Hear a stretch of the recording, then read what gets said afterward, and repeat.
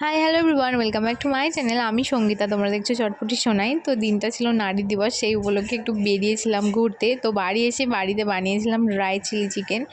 আর ওই দিন ছিল আমাদের ইন্ডিয়ার ফাইনাল ম্যাচ, তো খুবই এক্সাইটেড ছিলাম। তো ক্রিকেট দেখতে দেখতে কিছু টুকটাক চাটপাটা খাওয়া যাবে সেই জন্যই বানিয়েছিলাম। এখানটায় আমার বরবাবু চলে এসছে, ওকে খাইয়ে বললাম দেখো তো কেমন হয়েছে।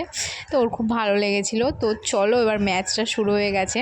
তো প্রচণ্ড এক্সাইটমেন্ট নিয়ে বসেছিলাম খেলাটা দেখতে, আর একটু ভয়ও লাগছিল কী হবে জানি না।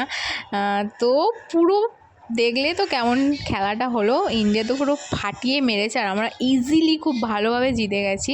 সেই হিসেবে আমরা ছাদে গেছিলাম সেলিব্রেশন করতে, আর প্রচুর বাজি ফাটিয়েছে এখানে। দেখো আমি এক্সাইটমেন্টে কী বলবো তো বুঝতেই পারছিলাম, প্রচুর চিল্লিয়েছি আর প্রচুর বাজিও ফাটিয়েছি। কিন্তু বাজি ফাটাতে ফাটাতে হয়ে গেছিলো একটা ব্ল্যান্ডার।